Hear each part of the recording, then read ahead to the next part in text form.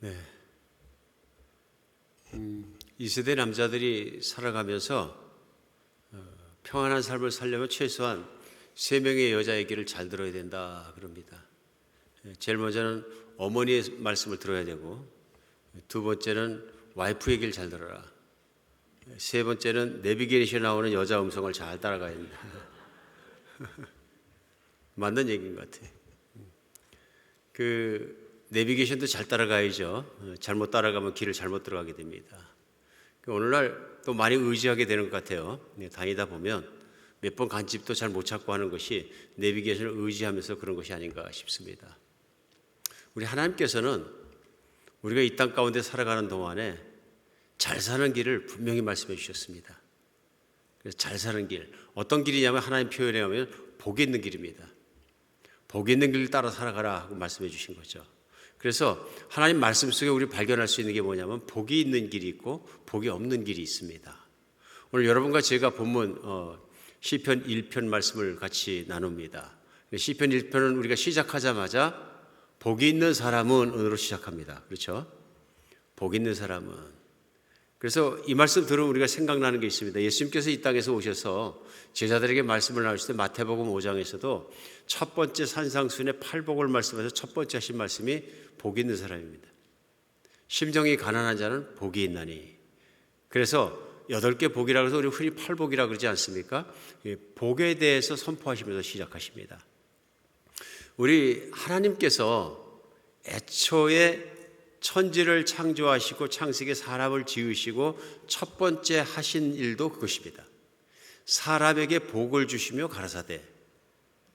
그러니까 하나님의 마음속에, 창조자의 마음속에 인간을 향한 마음이 있는 게 뭐냐면요, 복 주길 원하시는 겁니다.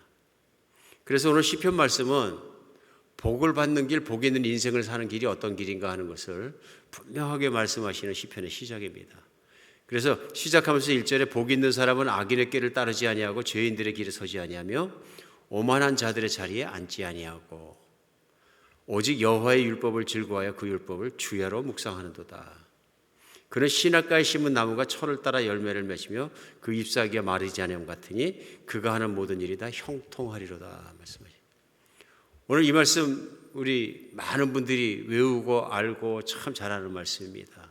그런데 이 말씀이 외우고 아는 것뿐만 아니라 이루어지는 역사가 있기를 간절히 바랍니다.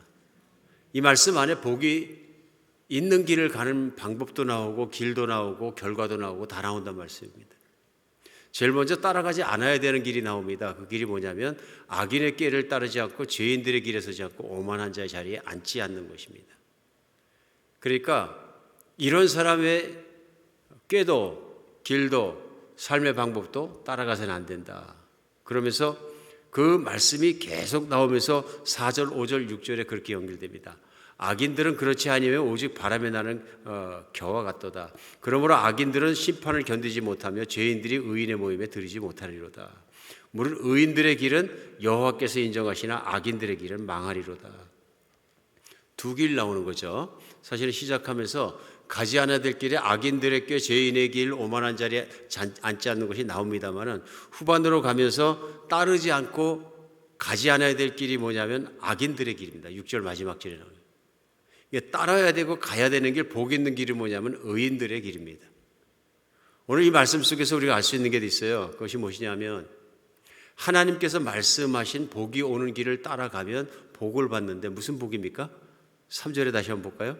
시냇가에 심은 나무가 철을 따라 열매를 맺은 같이 열매를 많이 맺는다. 그리고 잎도 마르지 않는다. 풍성한 자원의 물을 마시니까 그런 거죠, 나무가. 그런 것 같이 그가 하는 일이 다 형통하리라. 인생의 길에 대해서 우리 나누고 있습니다. 그런데 길이 형통하다는 것은 무슨 얘기일까요? 길이 형통하다는 것은 막힘없이 뚫혀 있는 길 얘기하는 거죠. 형통이라는 단어를 한국 사전에서 찾아보면 이렇게 모든 일이 잘 되는 것, 모든 일이 잘 되는 것. 어떤 사람 보고 그분이 인생이 형통해, 참 그 사람은 참 형통하다, 뒤로 넘어져도 뭐 어떻다 이런 말이 또 있죠. 그러는 것처럼 그 사람의 인생이 형통하다 그러면 행복하게 잘 사는 걸 의미합니다. 근데 영어 번역에도 실제로 그가 하는 모든 일이 다 형통하리라 하는 것을 NIV 성경만 보더라도 he prospers, 그가 번영하리라, 번창하리라, 형통하리라 이렇게 표현합니다. 우리가 보통 영어로도 prosperous 하다 그러면은 무엇이 생각이 납니까? 형통하다, 부유하다, 무엇이 생각이 납니까? 우리가 쉽게 생각할 수 있는 것처럼 부자로 사는 것, 또 마음껏 재정을 쓸게 살게 되는 것, 또 건강해서 무병장수하고 아프지도 않고 장수도 하고 살아가는 것, 자녀가 잘 돼서 늙어 죽을 때까지 속 안 썩이고 사는 것, 뭐 사람의 관계 속에서 마음 아플 것 없고 정말 착한 사람 많이 만나고 가족들도 참 관계가 좋아서 문제없이 사는 사람, 뭐 그런 것들 많이 생각할 수 있잖아요. 그의 마음에 먹고 소원에 부린 대로 또 그런 자리에도 올라가고 달성하고 그래 성공한 사람으로 세상에서도 존경받고 그의 인생이 꽉 차는 사람, 야, 저 사람 참 형통하고 풍성하게 살았다 이렇게 얘기할 수 있을지 모르겠습니다. 그래서 많은 분들이 오늘 본문에 나오는 이 형통한 사람이다, 형통한 인생이다, 복받은 인생이다 하는 것을 뭐 그런 식으로 많이 해석을 하고 적용을 하고 바라고 기도하기도 하고 그랬습니다. 그런데 사실 오늘 말씀하시는 형통이란 단어와 형통이라는 의미 자체가 성경 안에서 좀 차이가 있다는 것을 우리가 느낄 수 있습니다. 왜냐하면 만약 그것이 진정한 형통이라면 악인의 꾀를 따라도 형통해질 수 있고 죄인의 길에서도 형통해질 수 있고 오만한 자에 앉아야지 형통해집니다. 높아지면 아무래도 다른 사람을 다스리는 입장에 들어갈 것이고 존경받는 입장에 들어가기 때문에 오만해지기 쉬운 것이죠. 근데 오만한 자리라는 건 높은 자리라는 뜻이거든요. 그럼 높은 자리를 앉는 것은 잘못된 게 아니죠, 그러면. 그러니까 우리가 흔히 생각하는 부유해진다, 잘 산다 하는 것과 우리 1절에서 말씀하시는 가지 않아야 되는 길과 같은 것이라 그런다면 잘못된 거죠. 6절에서 그것은 죄인의 길이라 그러고 형통한 길은 의인의 길이라 그러시거든요. 이런 의미에서 우리는 한번 깊이 생각을 해봐야 한다고 생각됩니다. 성경에서 제일 인생이 안 나가는 인생, 청년 때, 젊은이 때 제일 안 나가는 인생이 한 사람 나옵니다. 누군지 아십니까? 지질이 정말 망한 인생, 청년기에 망한 인생이 누구냐면 요셉입니다. 청년기만 딱 잘라놓고 봤을 때 요셉만큼 망한 인생은 없습니다. 성장할 때는 아버지 사랑받고 호강을 해서 고뇌를 몰랐는데 고생을 안 해본 사람이 갑자기 땅속으로 떨어진 경우가 그 경우인 거죠. 형들이 시기를 받아서 형들이 죽이려고 구덩이 속에 밀어넣고 그것도 끄집어내 주더니 인신매매 해가지고서는 노예로 팔아버리고 노예로 팔려가는데 그것도 엄한데 무시무시한 권력 가진 사람 밑으로 들어가가지고 거기에서 또 그 부인 때문에 누명을 뒤집어 쓰고 주인에게도 미움받아가지고 감옥에 갇히고. 여러분 어떻습니까?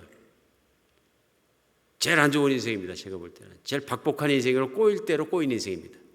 어떻게 더 꼬입니까? 더 꼬일 수가 없어요. 인생이 이제는 가족도 잃어버리고 아무것도 없고 천하 고아인뿐만 아니라 노예로 살면서 노예로 사는 것조차도 감옥에 들어가는 누명을 뒤집어 쓰고 꼼짝 못하는 신세가 되었다. 더 이상 꼬일 게 없어 보입니다. 죽는 것밖에 남은 게 없겠구나. 그런데 창세기 39장 2절에 보면은 하나님께서 이 인생을 두고 뭐라 그러시냐면요, 여호와께서 요셉과 함께 하심으로 그가 형통한 자가 되어 그의 주인 애굽 사람의 집에 있으니 하고 얘기합니다. 그러니까 여호와께서 요셉과 함께 계심으로 그가 형통한 자가 되었다 얘기합니다. 우리는 여기서 하나님이 성경 안에서 말씀하시는 형통이라는 의미는 참 깊이 생각해 볼 필요가 있구나 를 느낄 수 있습니다. 그렇죠? 분명히 요셉은 현재 형통한 사람이 아닙니다. 우리가 세상적으로 우리가 생각하고 얘기하는 형통과는 거리가 먼 사람입니다. 인생 중에 가장 비참한 상태에 가장 힘든 상태에 있는 사람을 두고 형통한 사람이라 한다. 근데 한 가지 있는 게 뭐냐면 여호와께서 그와 함께 계셔입니다. 그게 형통인 거죠. 하나님이 그를 사랑하시고 그 얼굴을 비춰주시고 그를 잊지 아니하시고 24시간 그와 함께 있으면 그 형통한 사람이 된다. 형통한 사람이다. 왜 그렇습니까? 하나님은 모든 걸 하실 수 있습니다. 하나님이 창조자가 못하실 일은 아무것도 없습니다. 그런데 하나님이 그와 함께 계시다는 건 그를 사랑하고 그를 지극히 사랑하고 그를 보호하시고 그를 인도하시고 그의 인생을 함께 가신다는 뜻입니다. 그의 인생에 하나님이 함께 계시고 하나님의 축복이 그와 함께 있으면 그의 인생은 형통하다고 말하는 것입니다. 왜 그럴까요? 오늘 말씀 속에 알 수 있는 게 뭐냐면은 하나님이 말씀하시는 형통한 삶은 이 세상의 삶에 국한되지 않는다는 것입니다. 시편 1편이 1편부터 시작되면서 뒤로 가면은 4절부터 그것이 나옵니다. 그가 하는 모든 일이 다 형통하리라 하면서 악인은 그렇지 않다 그럽니다. 길이 막혔다. 그렇죠? 악인은 그렇지 않다. 악인이 그렇지 아니하면 오직 바람이 나는 겨와 같다 그러면서 악인들은 심판에 견디지 못하고 죄인들이 의인의 모임에 들지 못하리라.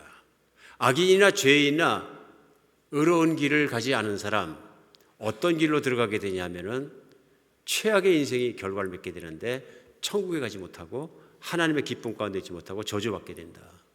그러면 이건 형통한 인생이 아니다 그러시는 거예요. 반대에 있어 불행한 인생이다. 그러니까 쉽게 생각하면 내가 꾀가 많아서 정말 여러 가지로 성공하고 내가 눈썰미가 좋고 그다음에 약삭 발라서 내가 세상에서 내가 갖고 싶은 거 갖고 취하고 싶은 거 싣고 다 이뤘다 할지라도 악인의 꾀죠. 뭐 선을 베풀고 내가 뭐 거룩하게 살고 그런 건 관심이 없고 평생 내 관심은 내가 성공하기 위해서 수단 방법 안 가리고 살아가는 게 악인의 꾀라고 얘기할 수 있겠죠. 죄인의 길에 서서 그걸 달성하기 위해서는 남에게 좀 피해를 입힐지라도 경쟁업체를 내가 악한 방법으로 부실지라도 내가 뇌물을 좀 많이 써갖고 세상을 타락하게 할지라도 내가 가는 길은 죄인의 길인 거죠. 오늘 그렇게 살면 끝내 가지 못하는 길인데 어디냐면 하나님의 천국에 들어가지 못한다. 그게 문제인 거죠. 하나님의 주시는 형통한 길을 따라가는 사람은 이 땅에 살 때나 인생의 마지막이나 그 이후의 영원이라도 하나님의 사랑 안으로 막힘없는 길을 걸어가는 사람을 길을 사는 사람이다. 오늘 시편 1편은 그것에 대해서 말하고 있습니다. 참 형통이 어떤 것인지 참 복받은 인생이 어떤 것인지 그걸 말씀하시는 것입니다. 오늘 이런 형통한 인생을 사는 사람은 분명하게 있는 것이 있습니다. 그것이 뭐냐면 열매가 있다는 거예요. 열매가.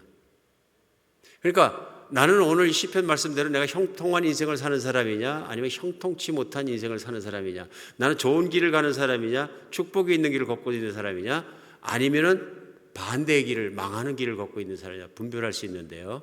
그 3절에 나와 있는 열매 맺는 것입니다.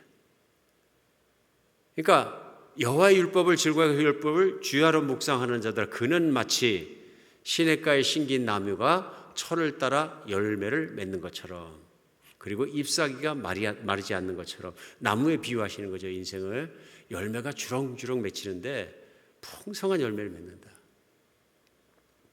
형통한 길을 따라 살지 않는 사람은 이런 풍성한 열매를 맺지 못한다 그런 뜻입니다. 우리 그런 의미에서는 예수님께서 이 땅에 오셔서 제자들에게 처음 정하신 마태복음 5장부터 7장에 나오는 산상수훈이 있죠. 7장에 보면은 그 열매에 대해서 굉장히 확실하게 말씀하신 부분이 있어요. 그게 뭐냐면 예수님 오셨을 때나 이 마지막 때에는 거짓 선지자와 엔타이크라스트 그러니까 적그리스도가 많이 있을 것이다. 가짜 선지자가 많이 있을 것이다 말씀하시면서 구별하는 방법을 한 가지를 딱 말씀하셨어요. 그게 뭐냐면 그들의 열매로 알라 그러셨어요. 열매로 알라. 그러니까 어렵지 않다는 말씀이에요. 그들의 열매를 보면 모르겠느냐 너희는 분별하라. 그러면서 따라갈 사람을 따라가라 얘기하는 것입니다. 그래서 마태복음 7장 15절로 16절에 보면 거짓 선지자들을 삼가라 양의 옷을 입고 너희에게 나오나 속에는 노략질하는 일이라. 그들이 열매로 그들을 알지니 가시나무가 포도를 떠는 엉겅퀴에서 무화과를 따겠느냐. 그들이 누구냐면 거짓 선지자예요. 잘못된 교사들. 예수님 오신 시대에는 제사장일 수도 있고 바리새인일 수도 있고 서기관일 수도 있고 대제사장일 수도 있고 그런 종교의 지도자들이 있었는데 예수님이 보실 때 가장 많은 지적과 책망을 들었어요. 왜 그러냐면 석과 겉이 다른 사람들이라 하면서 가장 많은 지적을 받았던 사람들이 종교 지도자들이었어요. 사실은 그 말씀이죠. 거짓 선지자를 삼가라 그러시면서 열매로 그들을 알라. 그들이 무슨 열매를 맺었나 쳐다보라 하는 것입니다. 오늘을 살아가는 우리에도 이 열매가 무엇인가 하는 것이 굉장히 중요해집니다. 그러니까 주님은 쉽게 말씀하셨어요. 뭐라고 말씀하시냐면 가시나무가 포도가 열리겠느냐? 안 되는 일이죠. 엉겅퀴에서 무화과를 딸 수 있겠느냐? 안 되는 일입니다. 그렇죠? 불가능한 일입니다.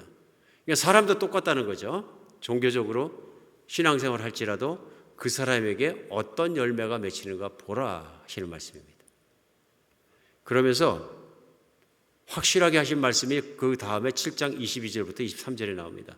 그날에 많은 사람이 나더러 이르되 주여 주여 우리가 주의 이름으로 선지자 노릇하며 주의 이름으로 귀신을 쫓아내며 주의 이름으로 많은 권능을 행하지 아니하나이까 하리니 그때 내가 저희에게 밝히 말하되 내가 너희를 도무지 알지 못하니 불법을 행하는 자들아 내게서 떠나가라 하리라. 그러니까 여기서 말씀이 뭐냐면 그때는 마지막 날입니다. 심판의 날이 왔을 때 예수님 앞에 어떤 사람들이 일어서 주님 저희가 주님의 이름으로 선지자 노릇했지 않습니까? 무슨 얘기입니까? 예수 그리스도의 이름으로 말씀 전하고 예수 그리스도의 이름으로 인도하고 예수 그리스도의 이름으로 리더를 하지 않았습니까? 그리고 예수님의 이름으로 귀신도 쫓아내고 예수님의 이름으로 많은 능력을 해갖고 큰 사역을 일으키고 예수님의 나라를 크게 일으킨 사람 아닙니까 우리가? 그런 얘기죠. 그런데 그때 저희에게 밝게 말해 내가 너무 도무지 너희를 알지 못한다 말씀하시네요.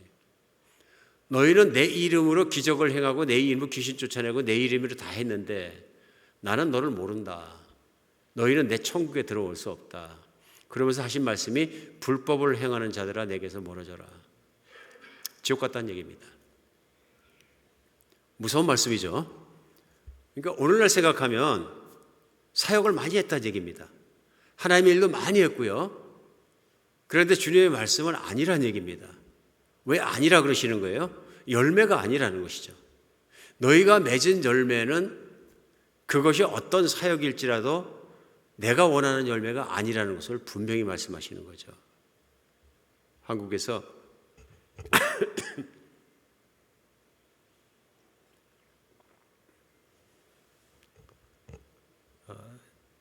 제가 생각할 때도 말씀을 따라 살고 말씀을 잘 전하시고 올곧게 살려고 노력하신 분 중에서 이재철 목사님 같은 분이 은퇴하셨는데요. 이분이 은퇴하시면서 아마 한국에서 그런 말씀을 하셨어요. 은퇴하시면서 한국에서 땅값이 제일 싼 데를 찾아 들어가서 은퇴하겠다. 의도가 있으셨던 것 같아요. 대개는 은퇴하면 좋은 데 가려고 그러지 않습니까? 그래서 미국에서도 말이 있거든요. 목사님 목회 성공하시면 은퇴하면은 어디로 간다라? 샌디에고로 간다고 그랬던 것 같아요. 샌디에고로 은퇴한다 많은 분들이. 그거 좋은 데인가 봐요. 그래서 목사님이 목회하시다가 잘 성공 못하고 재정도 없고 돈도 없고 은퇴 자금이 없으면은 아틀란타로 간다. 그러니까 상대적인 거죠. 샌디에고 생활비가 비싸고 해변가에 아틀란타 생활비가 조금 더 현실적이기 때문에 그런 얘기를 하는 것 같아요. 그러면서 대개 보면은 그런데 샌디에고로 가는 은퇴 목사님들은 그 자식을 잘 키워서 자식이 부자가 돼서 성공을 해서 그런 경우가 제일 많더라. 누군가 그 현실적인 얘기를 농담 삼아 그렇게 하셔서 웃은 적이 있습니다. 어쨌든 이재철 목사님 같은 경우에는 자신을 내려놓기 위해서 그렇게 하신 것 같아요. 또 척박한 데 가서 섬기시기 위해서. 되게 땅값이 싼 데는 못 사는 데잖아요. 섬기러 들어가신 것 같아요. 그분이 계속 말씀 사역을 하시는데 영향력 있게 사역하시는 것 같은데 최근에 어떤 뉴스에 나온 거 보니까 그런 말씀하셨다 그래요. 한국에서 자꾸 타락해 가니까 자꾸 물질적으로 변하고 교회도 세속화되면서 어느 교회 목사님이 은퇴하시면서 전별금을 받으셨는데 일시퇴직금을 받으신 거죠. 수십억을 받았다. 우리 돈으로 몇백만 불 받으신 것 같아요. 그것도 부족해서 집을 사드렸다. 집 사는 것도 부족해서 받으신 사례비를 돌아가실 때까지 드리기로 했다. 그래서 무슨 말씀하시냐면 세상에 직장 생활한 사람도 누가 이렇게 혜택을 많이 받습니까? 이건 세상에서도 못 받는 혜택인데 그럼 목사님이 능력을 활용한 것 아닙니까? 자기의 마음을 채우기 위해서. 그리고 그동안 가르쳤던 말씀과 마지막으로 하는 행동이 정면으로 부딪히지 않습니까? 이러면 이 열매를 우리는 뭐라고 얘기해야 되겠습니까? 하면서 개탄하는 그런 말씀을 제가 읽은 적이 있어요. 그분만 그런가 그랬더니 또 작은 교회 은퇴하시는 목사님, 오늘 또 은퇴하신 목사님 얘기를 제가 하게 되어 죄송스럽습니다만, 분당 우리 교회 이찬수 목사님이 또 그 뉴스에 나온 거 가지고 그런 얘기를 하셨어요. 어느 교회에서 예를 들으셨나 보죠. 있는 일이니까 얘기했나 봐요. 30명 미만 나오는 아주 작은 교회였는데 그 교회를 사역하신 분들이 은퇴하면서 은행에서 융자를 받아가지고 그 교회에다가 몇 억을 부담을 주고 전별금으로 그걸 챙겨서 퇴직을 하셨다. 몇 억이면 몇십만 불 아닙니까? 작은 교회에서 큰 돈이죠. 그때 그게 어떻게 됐느냐면 나중에 그 말씀하시면서 결국은 후임 목사가 가서 보니까 모르고 갔는데 교회가 비투성이더라. 후임 목사는 남은 게 아무것도 없는 거죠. 빚만 남은 거죠.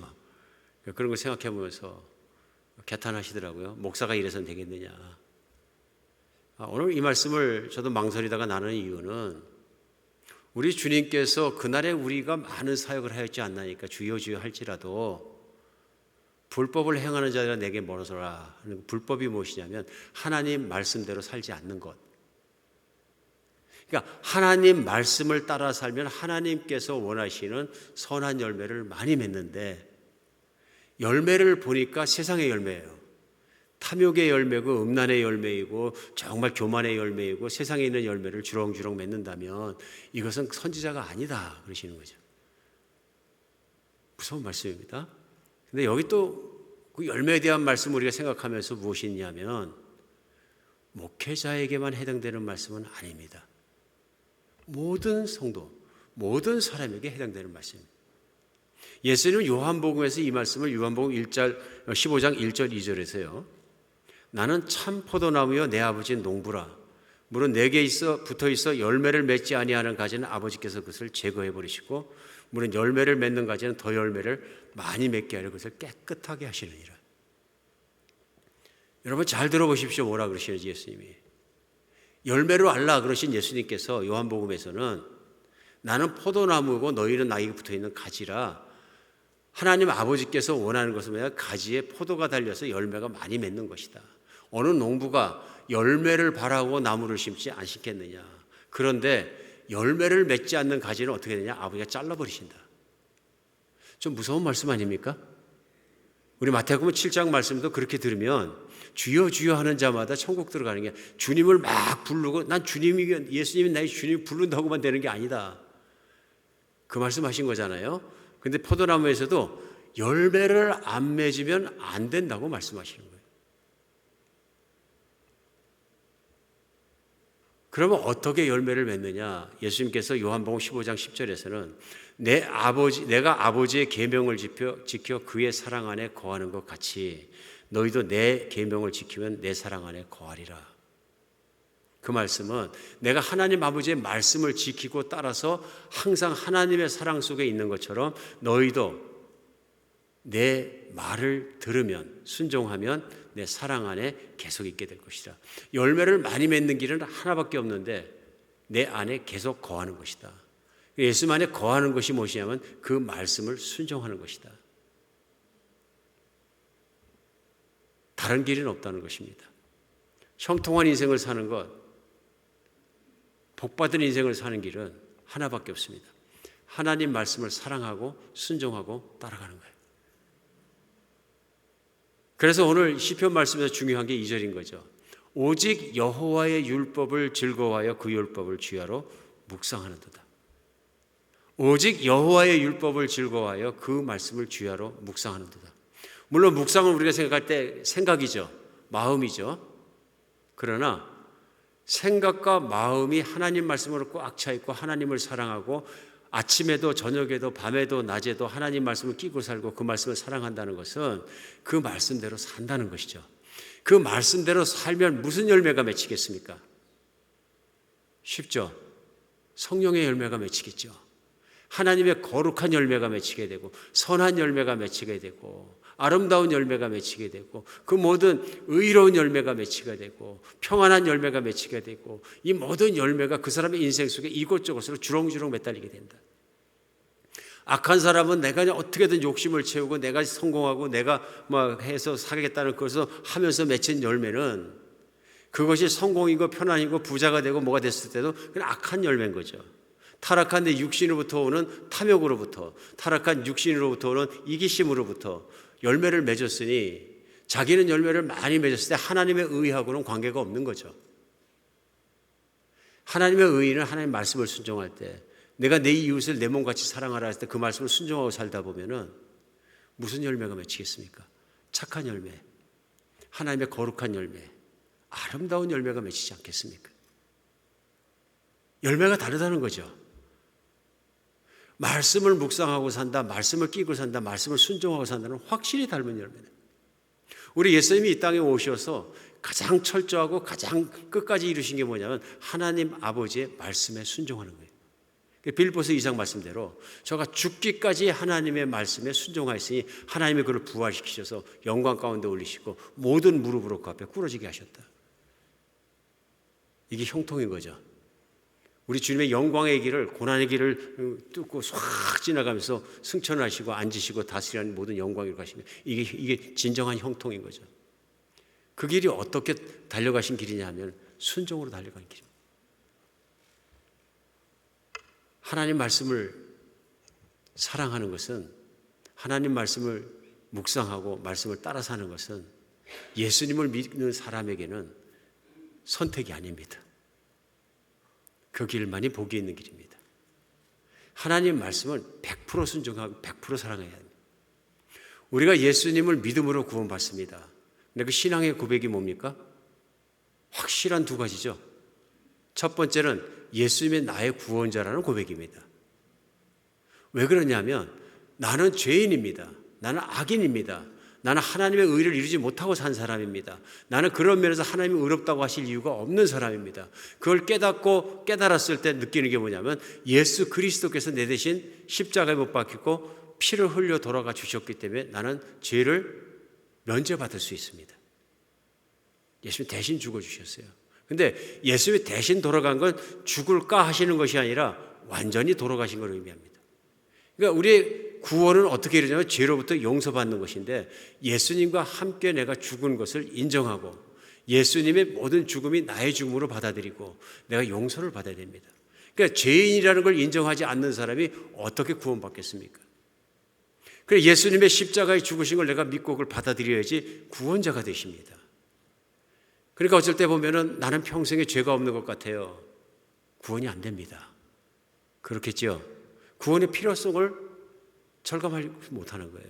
그러나 내가 그것을 느끼고 내가 예수님이 필요하고 내가 예수님 앞에 나오고 그런 사람마다 고백이 뭐냐면 나는 그리스도와 함께 죽었습니다. 내가 그리스도와 함께 십자가에 못 박혀 죽었나니. 그걸 성경에서 옛사람이라고 부르지 않습니까? 그때 구원자가 되십니다. 두 번째 고백이 있습니다. 예수님은 나의 주님이십니다. You are my Lord. 주님이란 뜻이 뭐입니까? 주인이란 뜻입니다. 나는 죽었는데 나에게 새 생명을 주신 분이 하나님이세요. 예수님이세요. 그렇기 때문에 예수님을 내가 지금부터 뭐라고 부르냐면 구원자라고 부를 뿐만 아니라 주님이 된 거죠. 예수여 주여 주여 우리가 부른다고만 되는 것이 아니다. 주님 마태복음 7절 말씀하시는 것처럼 내가 나를 부르는 주여에답게 그럼 내 말을 100% 순종해야 될 것이 아니냐. 그런 뜻입니다. 불법을 행하는 자들 내게 멀어져라. 그 말씀은 내 말을 듣고 행하지 않는 자들아. 그러나 마태복음 7장에서 하신 말씀이 내 말을 듣고 행하는 자라야 천국에 들어갈지니. 그러면서 그 유명한 비유를 또 하신 거예요. 그는 반석 위에 집을 진 자 같을 것이다. 그러나 내 말을 듣고 따르지 않는 자는 모래 위에 집을 진 것 같을 것이다. 무너지는 집, 없어지는 집, 망하는 길을 따라갔다는 말씀을 하신 내용입니다. 우리가 예수님을 주님으로 부르기 때문에 우리의 주님의 말씀을 사랑하는 것과 순종은 100%여야 합니다. 그러니까 주님의 어떤 말씀은 내가 순종하고 어떤 말씀은 순종 안 하고 그런 것이 아니고요. 100% 주님의 것. 그러니까 쉽게 생각하면 내가 예수님께 나를 넘겨드린 게 주님이라고 부르는 것인데 그때는 우리는 모든 걸 넘겨드리고 total surrender. 주님의 말씀이면 살기도 하고 죽기도 하고 내가 무엇이든 할 수 있습니다. 이게 안 되면 우리가 생각하는 성화도 안 되고 무엇도 안 되는 게 뭐냐면 열매를 맺지 못하기 때문에 그렇습니다. 오늘 시편 1편에 나와 있는 형통한 길이라는 것은 주야로 하나님의 말씀을 묵상한다. 그게 뭡니까? 하나님 말씀을 너무너무 좋아한다. 시편 119편 97절에요. 내가 주의 법을 어찌 그리 사랑하는지요. 내가 그것을 종일 작은 소리로 읊조리나이다. 내가 주의 말씀을 얼마나 사랑하는지 내가 하루 종일 그 말씀을 읊조리고 생각하고 따라가고 사모하고 좋아합니다. 그러니까 주님께서 여호수아를 시켜서 가나안 정복 전쟁할 때 무시무시한 전쟁에 위기의 전쟁에 최수장의 생인 여호수아에게 하신 말씀이 하나밖에 없어요. 여호수아서 1장 8절 우리가 외우거든요. 이 율법책을 내 입에서 떠나지 말게 하며 주야로 그것을 묵상하여 그 안에 기록된 대로 다 지켜 행하라. 그리하면 내 길이 평탄하게 될 것이요 내가 형통하리라. 전쟁 나가는 장수에게 전략이나 방법이나 훈련이나 이런 건 조금도 말씀 안 하시고 군대도 핫바지 부대 같을 거 아니에요. 훈련도 없는데 한 가지만 얘기하는 거예요. 하나님의 말씀을 신의 광야에 선포해 준 그 말씀을 주야로 외우면서 하나님 말씀을 다 지켜 행하라. 그리하면 내가 형통하리라. 내 길이 평탄하게 되리라. 이게 왜 그렇습니까? 인간이 복이 없고 능력이 없고 길이 좋지 못한 길을 사는 가장 큰 이유는 하나님 말씀을 버렸기 때문에 그렇습니다. 창세기 3장에서 하나님 말씀을 거부하면서 하나님 말씀을 반대하면서 하나님 말씀을 우습게 여기면서 인간은 타락해서 하나님의 능력과 하나님의 사랑 속에 살아가지 못하는 비참한 존재가 됩니다. 회복도 한 길입니다.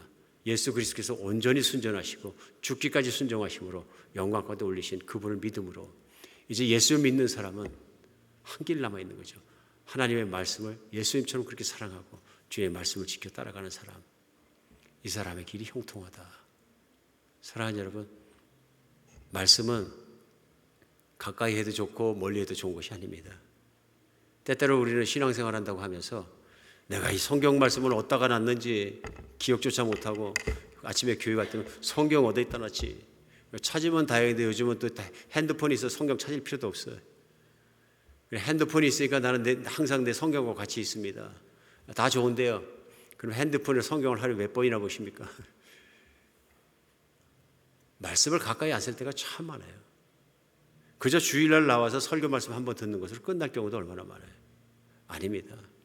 성경은 24시간 7days 말씀을 떠나지 않고 살아야 되는 것에 대해서 말씀하십니다. 시편 190편에서 시편 기자가 오죽하면 하나님 제가 하나님 말씀을 묵상하려고 읊조리려고 새벽에 일어났습니다. 설치고 잠도 안 온다는 거예요. 말씀을 묵상하고 말씀하고 하나님 말씀 생각하고 싶은 마음에 여러분 이제 하나님이 이게 기뻐하시는 마음인 거예요. 하나님의 말씀을 기뻐하는 것, 하나님의 말씀을 좋아하는 것, 하나님 말씀 때문에 흥분하는 것, 하나님 말씀을 쥐고 사는 것, 죽기까지 순종하는 것, 이게 형통한 길입니다. 선한 열매, 거룩의 열매, 의의 열매, 축복의 열매, 하나님의 놀라운 모든 영적인 열매와 이 땅에 있는 모든 하나님의 응답의 열매들이 주렁주렁 매달리게 된다. 우리 정말 주님의 말씀 가까이 하면서 살아가는 여러분과 제가 되었으면 좋겠습니다. 참 신앙의 길이 무엇인지, 참 길이 무엇인지를 우리 깨달아갔으면 좋겠습니다. 우리는 다음 주에도 계속해서 열매에 대해서 말씀 안에 생각해 보겠습니다. 우리 주님 말씀대로 내가 신앙의 길, 축복의 길 걸어가는다, 저주의 길 걸어가는다 그렇게 알기 어려운 것이 아닙니다. 어떤 열매를 맺었는지 보면 우리 금방 알 수 있습니다. 세상의 열매를 맺었는지 그리스도 안에서 성령의 열매를 맺었는지 우리 금방 생각해 볼 수 있습니다. 기도하겠습니다.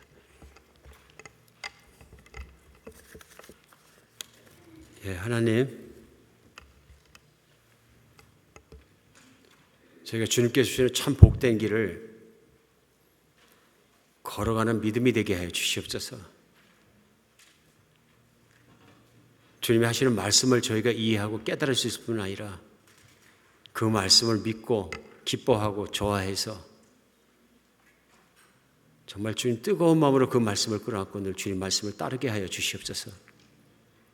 억지로 가는 길이 아니게 도와주시고 나를 사랑하사 나를 위해 자기의 몸을 버리신 우리 주님을 정말 죽기까지 사랑하고 그 말씀을 죽기까지 따라가는 신앙이 되게 하여 주시옵소서. 그래서 주님이 원하시는 대로 천국의 열매를 주렁주렁 맺달고 나도 너무 기쁘고 행복하고 우리 주님도 기쁘게 하시는 그런 삶을 살아내게 하여 주시옵소서. 예수 그리스도 이름으로 기도합니다.